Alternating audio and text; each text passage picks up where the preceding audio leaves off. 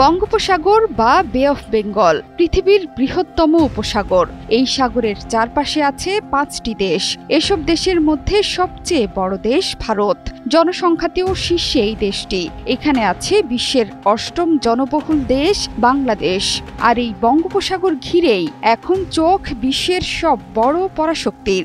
অবস্থা এমন দাঁড়িয়েছে, বঙ্গোপসাগরের সম্পদ এবং এই নৌপথের গুরুত্বে এর আশপাশের দেশ, বিশেষ করে বাংলাদেশের জন্য হয়ে দাঁড়িয়েছে কাল।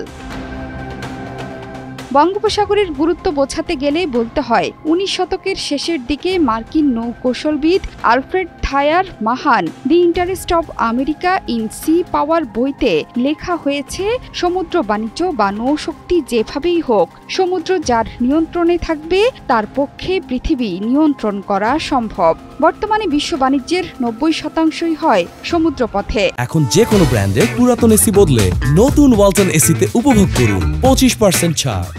আন্তর্জাতিক গণমাধ্যম দ্য ডিপ্লোম্যাটের মতে, বঙ্গোপসাগরে খনিজ সম্পদের সঠিক আহরণ ও ব্যবহার বাংলাদেশকে আগামী দিনের এনার্জি সুপার পাওয়ারে পরিণত করবে। আবার আন্তর্জাতিক গণমাধ্যম দ্য স্ট্র্যাটেজিস্টের মতে, বিশ্বের ১/৪ জনসংখ্যা এই অঞ্চলে।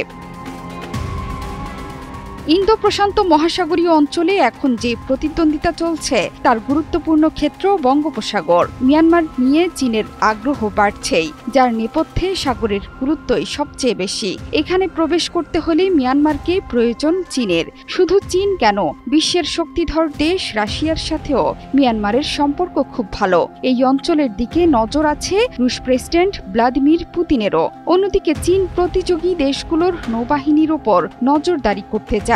সে কারণে মিয়ানমারের কোকো দ্বীপ আর শ্রীলঙ্কায় চীনের রাডার স্টেশন নির্মাণের বিষয়ে ভারতের এত আপত্তি। অর্থাৎ বঙ্গোপসাগরের তীরবর্তী দেশগুলো পরস্পরের সঙ্গে আরও সহযোগিতা করতে চাইলেও ভূরাজনৈতিক উত্তেজনা থেকে তারা রেহাই পাচ্ছে না। অন্যদিকে চীনকে মোকাবেলায় বঙ্গোপসাগর এবং এর কাছাকাছি অঞ্চলে নৌ উপস্থিতি রাখতে চাইছে। টেকনাফের ওপারেই আরাকানে নিবিড় দৃষ্টি রেখেছে আমেরিকা। তারা এর মধ্যে সামনে এনেছে বার্মা অ্যাক্ট। এর মাধ্যমে প্রকারান্তরে রাখাইন প্রদেশকে কেন্দ্র করে আরাকান আর্মি যে যুদ্ধ করছে তাতে প্রচ্ছন্ন সমর্থন দিচ্ছে তারা। অনেক বিশ্লেষক বলছেন, এই অঞ্চলে কোনো বাফার স্টে তৈরি হলে তাতে আমেরিকার উপস্থিতি নিশ্চিত করা সহজ হবে। এতে বঙ্গোপসাগরে চীনের গতিবিধি নজরে রাখা তাদের জন্য সহজ হবে। চীনের স্ট্রিং অব পালস পলিসি এরই মধ্যে আলোচিত।